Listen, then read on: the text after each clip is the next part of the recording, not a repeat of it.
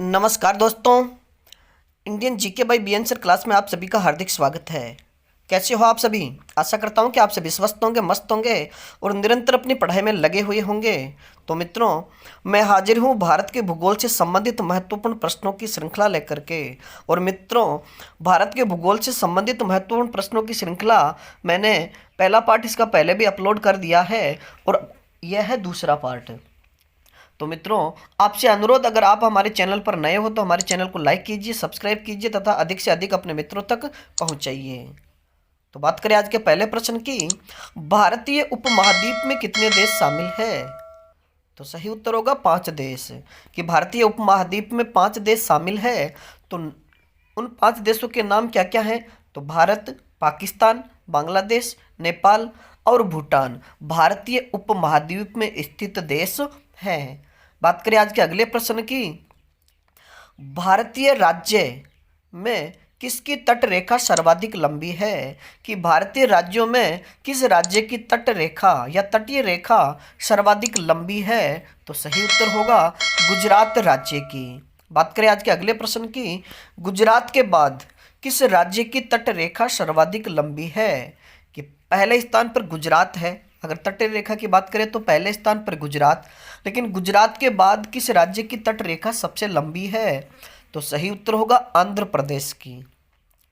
अगला प्रश्न, भारत और पाकिस्तान की सीमा को स्पर्श करने वाले भारतीय राज्यों की संख्या कितनी है? भारत और पाकिस्तान की सीमा को स्पर्श करने वाले भारतीय राज्यों की संख्या कितनी है? तो सही उत्तर होगा 5 राज्य।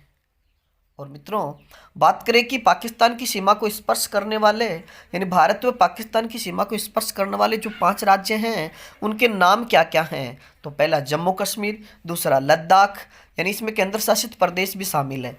जम्मू कश्मीर, लद्दाख, पंजाब, राजस्थान, गुजरात भारत पाकिस्तान सीमा को स्पर्श करते हैं। अगला प्रश्न, भारत के कुल कितने राज्य या केंद्र शासित प्रदेश पड़ोसी देशों की सीमा से जुड़ते हैं?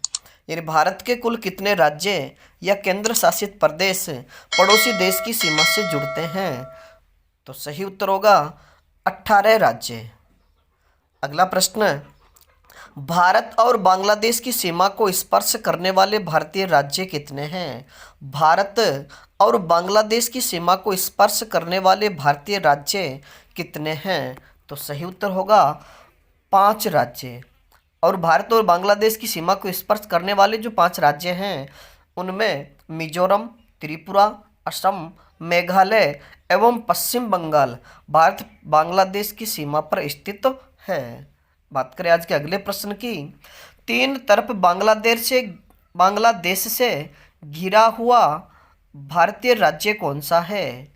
तीन तरफ बांग्लादेश से घिरा हुआ भारतीय राज्य कौन सा है?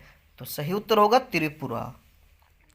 अगला प्रश्न, असम और अरुणाचल प्रदेश के बीच कौन सी नदी सीमा बनाती है?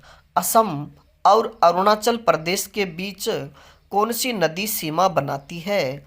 तो सही उत्तर होगा संकोश नदी। यानी संकोश नदी अरुण व अरुणाचल के बीच सीमा रेखा निर्धारित तो करती है। बात करें आज के अगले प्रश्न की, शिमला से तिब्बत को कौन सा दर्रा जोड़ता है? शिमला से तिब्बत को कौन सा दर्रा जोड़ता है? तो सही उत्तर होगा सिपकीला दर्रा। अगला प्रश्न, 3 अर्धचंद्राकार समुद्र तट कहाँ मिलते हैं? 3 अर्धचंद्राकार समुद्र तट कहाँ मिलते हैं? तो सही उत्तर होगा कन्याकुमारी में। अगला प्रश्न, भारत के निकट पूर्व में स्थित कौन सा देश है? कि भारत के निकट स्थित वह देश कौन सा है जो पूर्व में है, या भारत के पूर्व में स्थित वह देश जो सबसे निकट है? तो सही उत्तर होगा बांग्लादेश। बात करें आज के अगले प्रश्न की, भारत के निकट पश्चिम भाग में कौन सा देश स्थित है? कि भारत के निकट पश्चिम भाग में कौन सा देश स्थित है? तो सही उत्तर होगा पाकिस्तान। अगला प्रश्न, भारत के दक्षिण पश्चिम में कौन सा सागर स्थित है? भारत के दक्षिण पश्चिम में कौन सा सागर स्थित है? तो सही उत्तर होगा अरब सागर। अगर बात करें मित्रों कि अगर पूछे कि भारत के सबसे नज़दीकी पूर्वी देश कौन सा है, तो बांग्लादेश। भारत के पश्चिम भाग में सबसे नज़दीकी देश कौन सा है? तो पाकिस्तान।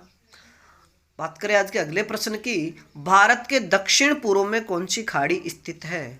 भारत के दक्षिण पूर्व में कौन सी खाड़ी स्थित है? तो सही उत्तर होगा बंगाल की खाड़ी। अगला प्रश्न, भारत के दक्षिण में कौन सा महासागर स्थित है? भारत के दक्षिण में कौन सा महासागर स्थित है? तो सही उत्तर होगा हिंद महासागर। अगला प्रश्न, पूर्वांचल की पहाड़ियाँ भारत को किस देश से अलग करती है? पूर्वांचल की पहाड़ियाँ भारत को किस देश से अलग करती है? तो सही उत्तर होगा म्यांमार से। और मित्रों याद रखिए कि म्यांमार का प्राचीन नाम क्या था? तो सही उत्तर होगा ब्रह्मा। अगला प्रश्न, किस राज्य की समुद्र तट रेखा सबसे छोटी है? किस राज्य की समुद्र तट रेखा सबसे छोटी है? तो सही उत्तर होगा गोवा राज्य की। मित्रों याद रखिए कि पिछली स्लाइड में हमने पढ़ा था कि किस राज्य की समुद्र तट रेखा सबसे लंबी है? तो सही उत्तर था गुजरात। और बात करें किस राज्य की समुद्र तट रेखा सबसे छोटी है? तो सही उत्तर होगा गोवा। बात करें आज के अगले प्रश्न की, संपूर्ण भारत के कितने प्रतिशत भाग पर पर्वत व पहाड़ियाँ स्थित है? यानी संपूर्ण भारत के कितने प्रतिशत भाग पर पर्वत एवं पहाड़ियाँ स्थित है? तो सही उत्तर होगा 28.80% या 28.8%। अगला प्रश्न है, संपूर्ण भारत के कितने क्षेत्रफल पर मैदानी विस्तार है? संपूर्ण भारत के कितने क्षेत्रफल पर मैदानी विस्तार है? तो सही उत्तर होगा 44%। यानी संपूर्ण भारत के 44% पर मैदानी विस्तार है। अगला प्रश्न, भारत का कौन सा भू आकृतिक भाग प्राचीन है? भारत का कौन सा भू आकृतिक भाग सबसे प्राचीन है? तो सही उत्तर होगा प्रायद्वीपीय पठार। यानी भारत का जो प्रायद्वीपीय पठार है यह आकृति सबसे प्राचीन है। बात करें आज के अगले प्रश्न की, भारत के पूर्वी समुद्री तट को किस नाम से जाना जाता है? कि भारत के पूर्वी समुद्री तट को किस नाम से जाना जाता है? तो सही उत्तर होगा कोरोमंडल तट के नाम से। अगला प्रश्न, भौतिक रचना तथा धरातल के स्वरूप के अनुसार भारत को कितने भागों में बांटा गया है? भौतिक रचना तथा धरातल के स्वरूप के अनुसार भारत को कितने भागों में बांटा गया है? तो सही उत्तर होगा 5 भागों में। और मित्रों याद रखिए कि भारत को जिन 5 भागों में बांटा गया है उनके नाम क्या क्या हैं? तो उत्तरी पर्वतीय मैदान, विशाल मैदान, प्रायद्वीपीय पठार, मरुस्थलीय प्रदेश और समुद्र तटीय मैदान। इन 5 भागों में भारत को बांटा गया है। बात करें आज के अगले प्रश्न की, भूवैज्ञानिकों के मतानुसार जहां हिमालय पहाड़ है वहां पहले क्या था? भूवैज्ञानिकों के मतानुसार जहां हिमालय पहाड़ है वहां पहले क्या था?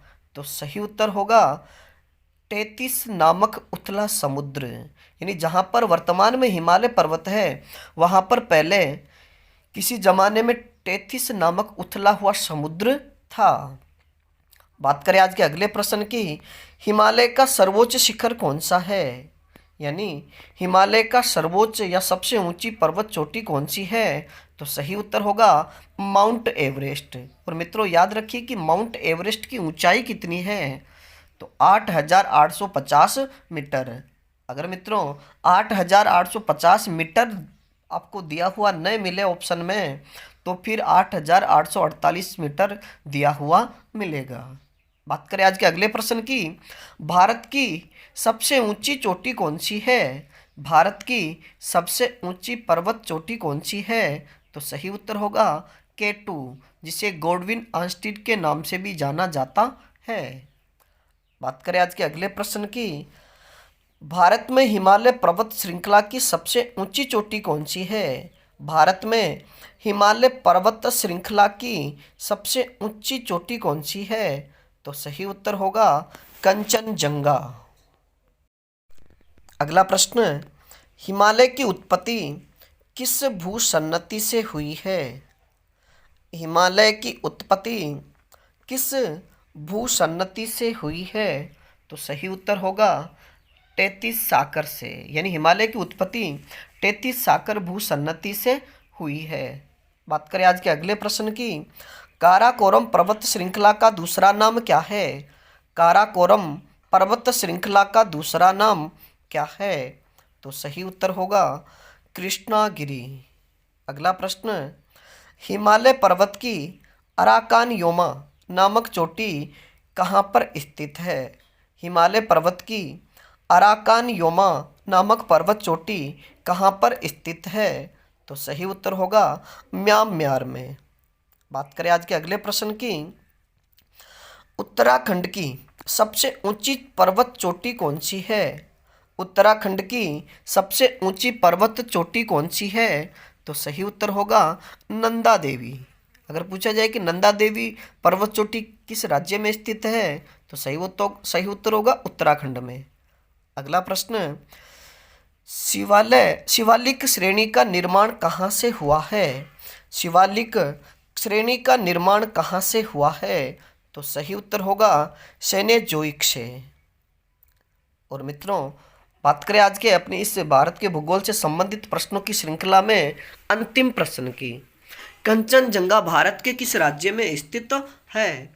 कंचनजंगा जो हिमालय की भारत में दूसरी सबसे ऊंची पर्वत चोटी है, तो भारत के किस राज्य में स्थित है? तो सही उत्तर होगा सिक्किम राज्य में। तो मित्रों, आज के लिए इतना ही। बाकी फिर मिलेंगे नए प्रश्नों के साथ में। तब तक आप अपने अध्ययन में जुटे रहिए, और अगर किसी प्रकार की कोई त्रुटि हो तो आप हमें कमेंट्स में बताइए, तथा इस श्रृंखला को अधिक से अधिक अपने मित्रों तक शेयर कीजिए। धन्यवाद।